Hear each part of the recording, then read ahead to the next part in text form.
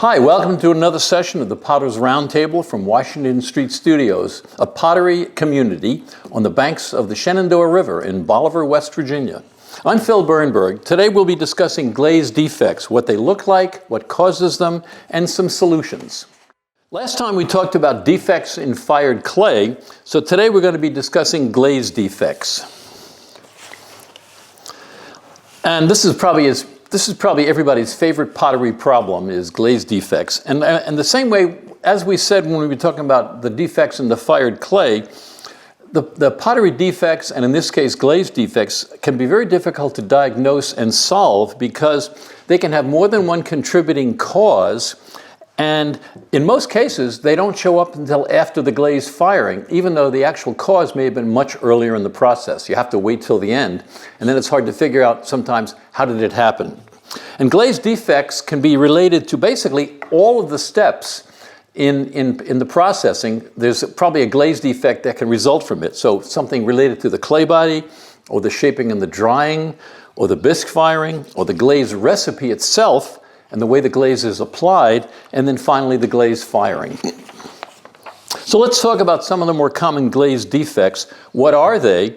What do they look like? And what causes them? And hopefully what the solution is to them. And I'm going to do this, if I can, in order in which they might appear or you might see them in terms of the processing. So one of the first ones you might see is a granular or a matte surface on the glaze when the glaze is not supposed to look like that. It's supposed to be shiny and smooth. And generally what that indicates is incomplete melting or underfiring. What it means is not all the ingredients in the glaze have dissolved in the glass. So you have sort of islands or little particles or chunks of raw material floating around in the glass that haven't completely dissolved. Well, this could be due either to the recipe. The recipe could be at fault, and there are a lot of faulty recipes out there. Or it could be basically the firing procedure that the glaze was simply underfired. But usually that's an indication for whatever the cause of underfiring. Related to that, sometimes you might see what I'll call unhealed bubbles. You might see like what looks like a ring of glaze, like a small circle in the glazes that looks like maybe a bubble was there and it popped. And this is also an indication that we'll have another fault that we'll talk about in a minute that sounds similar, but there's a way of distinguishing them. This is also due sometimes to underfiring. Some of the glazes, based on what the ingredients are, actually develop bubbles during the melting process, and then the gas comes off from some of the ingredients. For instance, whiting. Whiting produces a lot of gas in the process of dissolving to the glaze. So what happens is if the glaze is not completely fired, the gas is coming off, but the bubbles that formed didn't have a chance to heal because the glaze wasn't fired long enough. So it could be the same causes that we talked about for the granular surface. It could be, basically it's underfiring. It could be the recipe again, or it could be the firing procedure. Now in the other extreme, you've probably seen where you get glaze runs and drips. And basically this is an indication of overfiring. Again, it could be the recipe. The recipe could be a faulty recipe, or it could be the firing procedure. It could be that the heating was done too rapidly. Remember we've mentioned before that when you heat to a certain cone at a very rapid rate, you actually reach a higher final temperature than you would if you heated a little more slowly. And sometimes that difference in temperature, 20, 30 degrees, is enough to make the glaze run. So an overfired glaze could be just simply the fact that the firing went too quickly. It could also basically be that you went to too higher temperature, or what some people don't realize is there was too long a hold at the end of the firing. When you add time at the end of a firing in a hold, that can also increase the effective cone setting or the cone range of that particular firing, because cones are responding to heat work, combination of temperature and time. So when you're at high temperature and you hold it for an extended period of time, essentially you're adding cones to the firing. You're increasing the cones. Related to the runs and drips, sometimes you also might see blisters in the glaze and bubbles and pot bubbles. One of the differences is that with overfiring, you might see something that looks like this is the clay, and you might see actually something like that, or you might see what looks like a popped bubble, like a crater, like that. This would actually be a bubble in the glaze, and this is where there was a bubble, and the bubble popped, and so now you see the sharp edges of the crater. And the difference between this And the ones we were talking about earlier is, in this case, it's obvious that the glaze was molten. And the fact that you actually could form a bubble, and the fact that this one popped, the other ones generally didn't get that. You won't see the sharp edges when the glaze is underfired. And also, when you see these kind of blisters, usually at the same time, you usually see where the glaze has run or at least flowed. So you'll see indications where, for instance, in a bowl or on a vertical piece, you'll see indications where the glaze has slid down the walls because, again, it was getting very fluid because it was very hot. So that's usually one of the ways to distinguish between these types of bubbles and the kind of bubbles that you see with underfiring, is that along with this, you see evidence that the glaze has moved a lot, which means that it was runny and it was hot. Okay, and these bubbles basically are formed, I want to mention at this point, these bubbles are actually formed because the glaze is basically boiling. When you overfire the glaze, something in the glaze, you've exceeded the temperature at which that material can stand, and it actually starts producing gas. And so essentially the glaze is boiling. You're producing gas bubbles in the glaze. Okay, another defect related to like holes like this are pinholes. And pinholes, true pinholes, are actually due to impurities in the clay. A true pinhole, if here's my clay body again, this is the clay, and I'm going to exaggerate the thickness of the glaze, but a true pinhole will look like this. And they literally will be very skinny little holes and the name comes from it looks as if you stuck the glaze with a pin. And the top of the hole, the very top of the hole will be a little round and smooth, and they'll typically be straight down, and they can go all the way right down to the clay. In some cases, though, they might not. If they start to heal, they might just look like they look at the same at the top, but they don't go all the way down. Or if they've really started to heal, they might be just a little cup. But the point is, these are tiny. These are usually, again, literally looks like you maybe stuck a straight pin into the clay. These are formed from impurities in the clay that weren't removed during the bisque firing. So one of the primary causes is inadequate bisque. And what happens is, if the impurities are not removed during the bisque firing, then when you do the glaze firing and you go back to high temperature again, gas is produced from these impurities, and the gas is bubbling up through the glaze in little streams or lines of bubbles. The same way you may have seen it like when you pour cold soda or a beer or something into a glass, and you see these little streams of bubbles coming that seem to start at the side of the glass, and they stream up through the liquid. That's the same thing that's happening here. You've got little streams of bubbles that are coming up from the clay, bubbling up through the glaze. And when the glaze solidifies, you preserve these little channels where the bubbles were rising to the top. And in some cases, though, with continued heating, they can start to close or get healed, and finally where there's only maybe a little depression in the top before they completely go away. But basically, the ultimate cause is the impurities in the clay, and it's possible to have pinholes because the clay is just so dirty that almost any normal bisque wouldn't get rid of them. But in most cases, it means an inadequate bisque. And generally also, you don't see pinholes in cone 6 glazes, very rarely, and you almost never see them in cone 10. Because if you think about it, even though you did an inadequate bisque, by the time you get back up to cone 6 in a glaze firing or cone 10, you've essentially done an extended bisque again. So you've given an increased amount of time for the impurities to come off and clean up the clay. So mostly you're going to see this with earthenware, where the glaze firing temperature is basically almost the same or the same as the bisque temperature. Okay, another defect. This is probably the next defect that we're going to talk about is crawling. And this is where, if you look down on this is a little patch of glaze, and you look down or the patch of the clay, and if you look down on the surface, and you see sort of an area that looks like that, and this is basically bare clay. It might have a slight gloss to it, and this is glaze around it. So the glaze has literally parted. And one way that you can tell also, if the pot happens to break through here, is when you look at it sideways, here's my clay again, the glaze is actually thicker right near the boundary, right here. So what I've drawn here is like right here. This is where the glaze has pulled back, and the extra glaze has thickened the glaze right at the edge, which is another way to tell this. Because then when the glaze parted, it moved back, so it isn't uniform thickness. It's sort of piled up on the edges. And this is, of all the defects that can happen to glazes, this glaze has probably more contributing causes than any other. The ultimate cause, the really true cause of it, goes back to when you applied the glaze to the pot.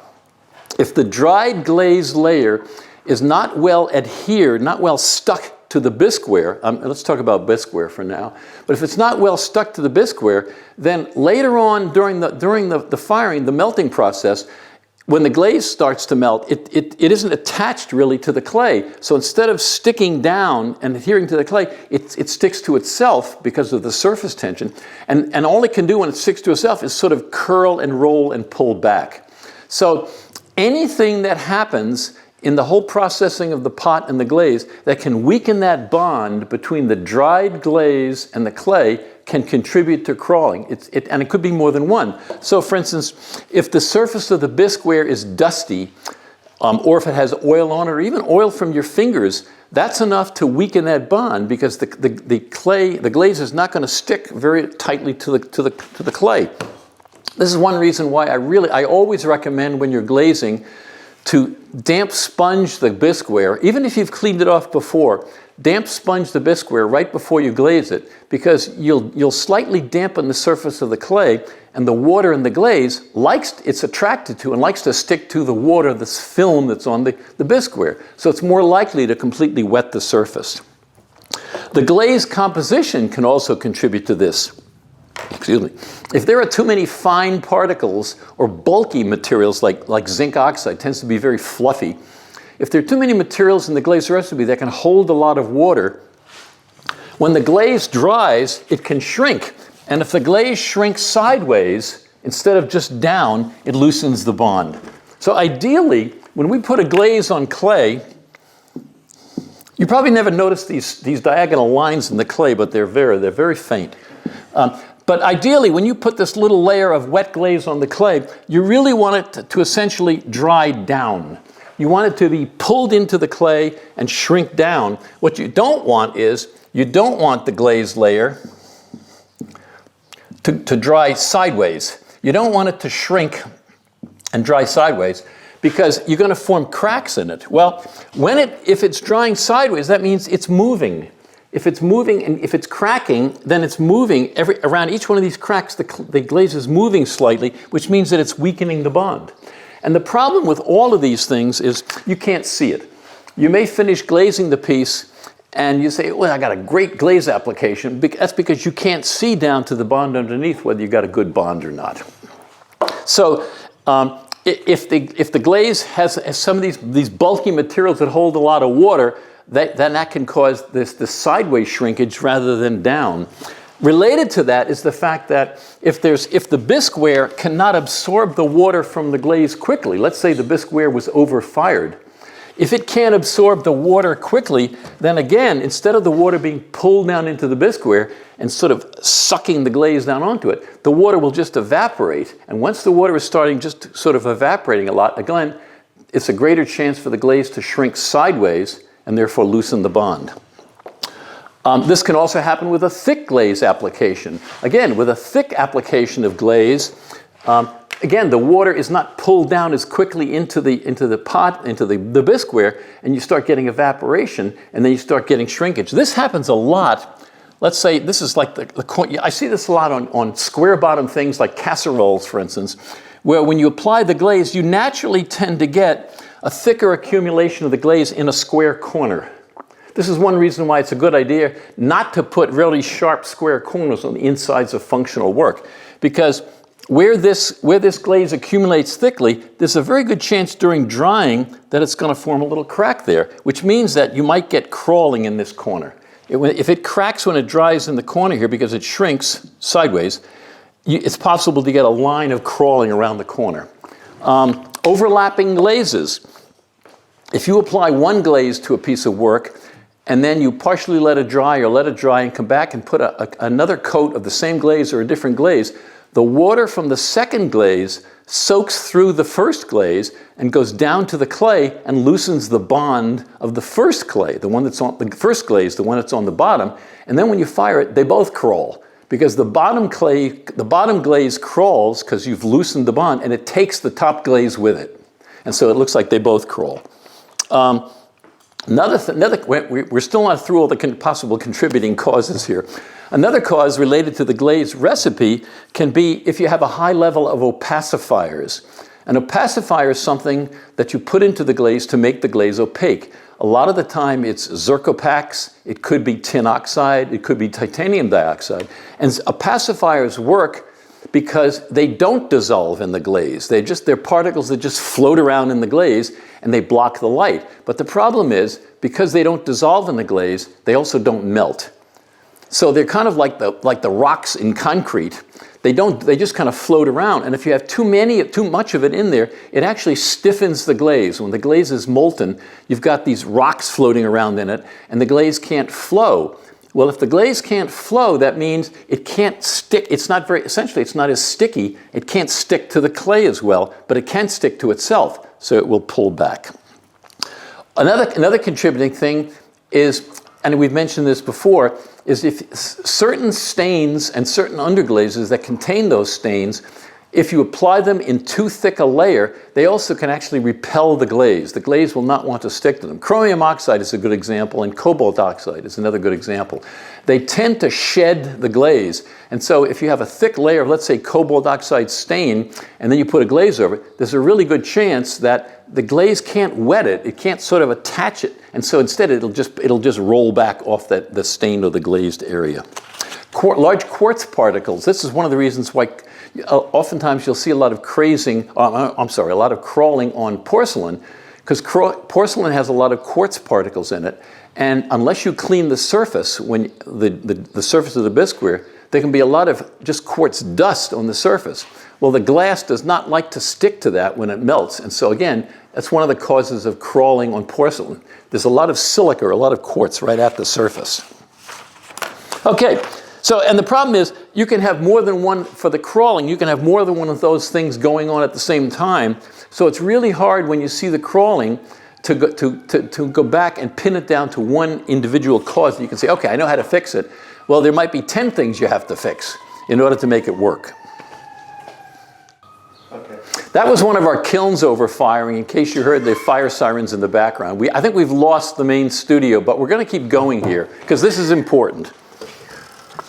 Okay, so the next defect we're going to talk about is, and this is sort of a pair, are crazing, and which is also known as crackle. And crazing, you're probably familiar with this because this is one of the more common defects. But again, if I do my little sort of patch of glaze, crazing is where you get this network of interconnected cracks.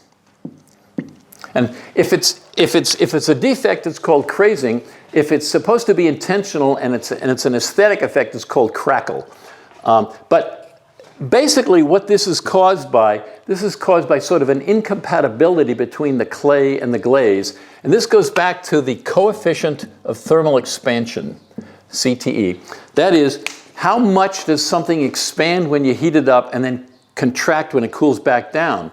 So when you're firing a clay and a glaze and the pot, let's say, is cooling back down, the glaze has solidified. So I've got hot, solid glaze sitting on a hot pot, and they're both cooling down. Well, the clay and the glaze, most of the time, are going to shrink at a slightly different rate as they cool down. Well, if the glaze tries to shrink a lot more than the clay, and the clay won't let it, the only thing it can do is crack. So the glaze is trying to shrink a lot. The clay underneath it doesn't want to shrink that much. So what happens is you can't stop it from doing something. So the glaze basically cracks and breaks up. And then in most cases, it's very difficult. I haven't seen too many examples where this is really due to the clay. If it's a decent clay body, it's a mismatch. But more than likely, it's something that could be corrected with the glaze. The glaze, it's kind of hard to fix a clay body, especially if you're using a commercial clay. But if you know what the composition of the glaze is, or you have the glaze recipe, there are fixes you can do to change make the coefficient expansion not quite so high, so that the glaze doesn't contract quite as much. One thing that's interesting you can tell is if you look at these cracks, is that the further apart they are, if you see cracks that look like that versus like this, This means that the match between the clay and the glaze was closer.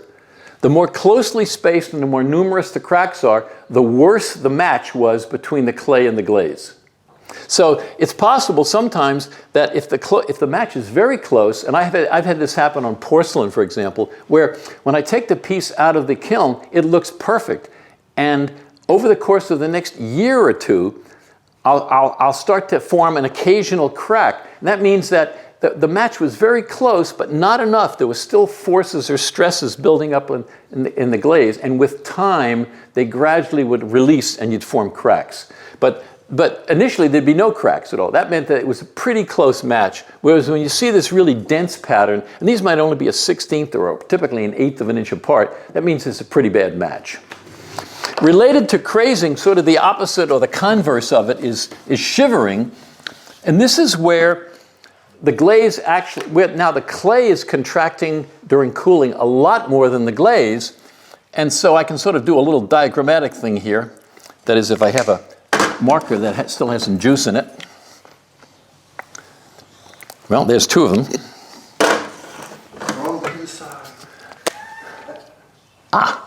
Okay, so here's a rather thick-bodied little cup. And what happens is, if I sort of draw my glaze layer, there's my glaze layer. What happens is, a little piece of the glaze will actually fly off the surface. Because the clay is contracting a lot, the glaze on top of it is not contracting that much. And when the glaze contracts underneath, it actually pops the glaze off. And that's called shivering. And it most often, when it starts to happen, you'll notice it on parts of the pot that have the sharpest curves. So where I see it, when I see it most often is, for instance, on the very rim of a plate or the edge of a strap handle or on a mug, where you have the strap handle and this edge is a sharp curve. And so you'll see little flakes coming off here, or on the lip, the top of the lip of a mug, where there's a sharp curve. It exaggerates the force, the stresses, and pops those little flakes off. And again, this is due to the clay and glaze composition. In this case, the glaze is not shrinking enough to match the clay. So if I were going to modify the glaze, I'd want to put something in it that would make it shrink a little bit more when it cooled. Okay, there's another kind of crazing called delayed crazing, which is really a different cause. This really only happens with earthenware, and it's due to, because earthenware, when it's fired with the glaze on it, it still is porous. You're not fully vitrifying the clay. So what delayed crazing is that you have an earthenware piece, and I've seen it a lot, for instance, in let's say souvenir coffee mugs or souvenir pottery that you buy when you go on a trip somewhere. And you get it home and you use it, and when you first get it, it looks fine. And then after a while, you start to see crazing developing on the piece, especially in the bottom. What this is due to is the fact that because the clay body is porous, every time you wash the clay, whatever it is, the cup or the mug or the bowl, water can actually soak into the clay body, and in a very tiny way, it actually expands the clay body. The water actually gets in there and sort of wedges the clay body apart, the little particles apart, and essentially expands the clay body. Well, the glaze can't expand. So when the clay body expands due to the water penetration, it cracks the glaze. So it's actually due to the fact that the clay body is porous and the water can get in there. And even though, if you notice, like on a lot of earthenware, like for instance, the bottom might be glazed, but there are still little pinholes and still little places, maybe the foot ring isn't glazed, or there are places that aren't glazed, and it doesn't take much for the water to get in there, and once it's in there, it takes a long time to get out. So you may wash the thing, put it on a shelf to dry, and it still isn't completely dry inside the body of the clay, and then you use it and wash it again, and so more and more water accumulates, and it keeps expanding the clay slightly and cracking the glaze. So that's delayed crazing, because when you take it out of the kiln, the crazing is not there. And it might take a month, a week, a year. It might take a long time for this crazing to happen and to become noticeable. Another sort of defect or undesirable feature of some glazes is basically just a thin glaze application or a thin glazed layer. And really the ultimate cause generally is poor absorption by the bisqueware of the water and the glaze. In other words, the bisqueware didn't pull in enough water from the glaze to attract enough glaze to the surface. And there could be several things that contribute to this.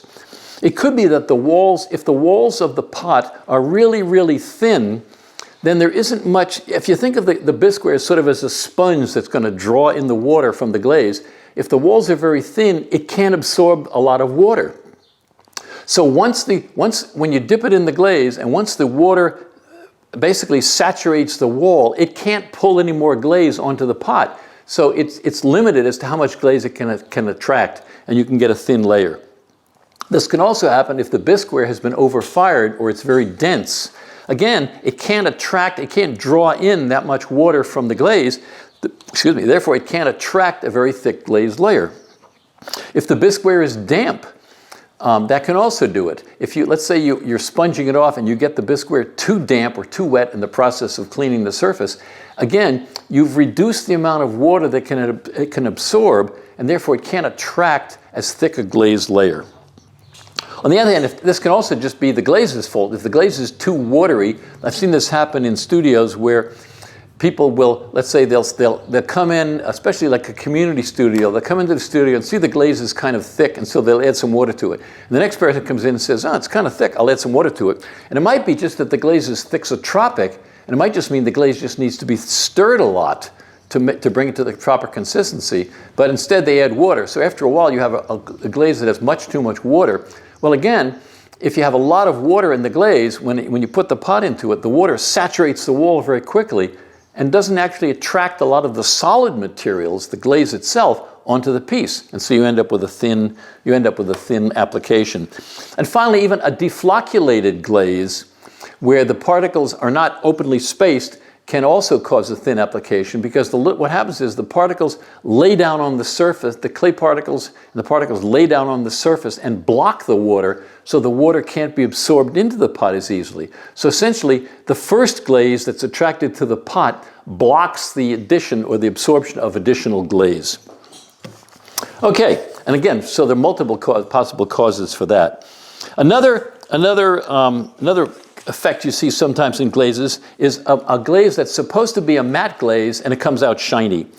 Basically, a true matte glaze, especially one that's safe for food application or for use, is matte because of the formation of crystals in the glaze during the cooling process. So if you have a matte glaze that comes out shiny, and oftentimes it'll be clear as well, instead of being matte and opaque, it comes out clear and shiny, it basically means that you had little or no crystallization happen during cooling. Well, this could also be a faulty glaze recipe. Again, I'm distrustful of a lot of glaze recipes, so check the glaze recipe. But it also could mean simply that the cooling was too rapid. The cooling happened too quickly to allow the crystals to form during the cooling. This can happen especially often in cone 6 electric firings. It's hard sometimes to get a good matte glaze, because when you turn off the power to an electric kiln, it tends to cool fairly quickly. And so you may not, depending on the recipe, you may not allow enough time for the crystals to form. One easy solution to that is try firing down. Do something to slow down. If you know, for instance, if you have a glaze that you know and you've seen other people use it, or from past experience, you know that it does produce nice matte glazes, try slowing down the cooling. That is, fire down. Instead of turning off the kiln or shutting off the power, decrease the temperature a little bit at a time and slowly let the temperature go down. Okay, another sort of category of glaze defects might be related to color. Basically, you don't get the colors that you expect. And there are several possible causes for this. One of it could be if you're firing, let's say, especially high fire, and you're doing like a reduction firing, there can be some big changes in the color of glazes depending on whether you had a reducing atmosphere or an oxidizing atmosphere. Copper red glazes, for example, cone 10 are a classic example, because if they're oxidized, you'll get sort of a clear to pale green color, and if they're reduced the way they're supposed to be, you get the red. Big difference. In some cases, you can see patches of both on the same pot, so that's a firing problem. That's control of reduction. The other thing that can happen is there are two kinds of colorants in glazes. There are suspension colorants, and solution colorants. And what that means is, in some cases, the colorant in a glaze is meant to be little colored particles that stay suspended in the glaze.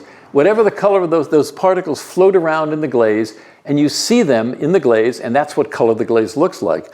In another case, the colorant is formed by the color actually dissolving in the glass and coloring the glass, not because it's floating around, but it reacts with the glass itself, and that's called a solution colorant. Well, for example, Mason stains were designed to be suspension colorants, so that the little colored particles that you see, you put them in a glass, and the idea was they don't change color that much, they just float around in the glass, and that's the color that you get in the glaze.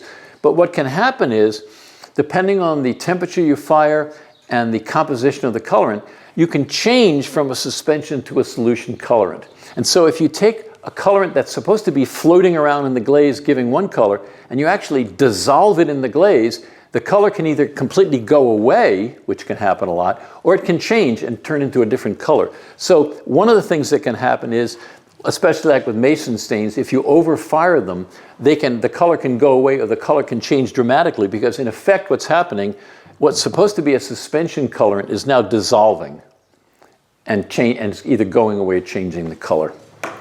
The other thing that can happen also is that sometimes there are some classic examples where if you get a certain colorant can react with a certain ingredient in the glaze and completely change color. For instance, normally green chrome oxide, which is this, that's green chrome oxide, and it gives you this sort of very typical sort of Kelly green color, bright green color. But if there's zinc in the glaze recipe, you get basically a tan or a brown. It completely negates the green. So if you have, and this, you see this a lot in cone 6, so you might have a cone 6 base glaze, and you want to make a nice green glaze out of it, so you put some chromium oxide in, and when you mix it up, it's this nice strong green, and when you fire it, it's sort of tan, because the chromium and the zinc react and form a new compound, which isn't green any longer. The other thing that can happen with the chromium oxide is that if you put chromium oxide in the glaze to be green, and there happens to be tin oxide, that's tin oxide, as an opacifier in the glaze, the chromium oxide reacts with the tin and gives you pink. So not only do you not get this opaque green glaze, you get an opaque pink glaze. And that's because, in this case, this colorant is reacting with the other ingredients in the glaze and changing the color. This is one of the reasons why you'll see sometimes, especially cone 6 glazes, referred to as zinc-free. If you want to make sure, for instance, they don't have tin in them, but zinc is known to react especially with chromium. This is one of the reasons why they'll tell you that this glaze doesn't have any zinc, so that you could put chromium in it, for example, and it'll stay green. Okay, we're getting to the end here. I know these are your favorites, but another defect that can happen with glazes is they basically come out milky. This, again, you see this a lot with cone 6 glazes and earthenware glazes, is that the glaze, instead of being crystal clear and colorless, it's milky, kind of hazy looking, especially when you look at it over a dark clay. And there are two really contributing causes to it. Here's my clay body again. I'm going to make it a bigger piece of clay. And what happens is, there are two things that can happen. I can either form crystals, something can crystallize and form crystals in the glaze when the glaze cooled. And what happens is light comes into the glaze, and instead of coming straight out, it hits the crystals, and the crystals scatter it. And so it doesn't come directly back to your eye. When the light is scattered, it makes it look kind of milky. So this is crystals forming in the glaze. The other thing that can happen is if there's a second kind of glass. Now remember, our glazes are mostly silica glass. And there are other kinds of glasses that can form and melt, and they don't completely mix with the silica. So I have like little islands of another kind of glass floating around, kind of like if you look at salad dressing or when you shake up oil and vinegar together, you see little droplets or particles of the oil floating around in the vinegar. And so what happens here, if I can get little islands or little particles of a different kind of glass floating around, and they do the same thing. When the light comes in, they bounce off it and scatter it. One of the causes of this are things that contain boron. So Gerstly borate and boron-containing glazes, boron oxide forms another glass that doesn't completely dissolve in this, doesn't really dissolve into silica, and it sort of floats around in it. And so when you get to high boron levels and you have a lot of the glass, it's very possible to produce the glaze starts to get hazy. And you especially notice it, you might not see it over a light colored clay or a white clay, but you especially notice it over a darker clay or a red clay. And the last defect that I wanted to talk about was what's called spitting.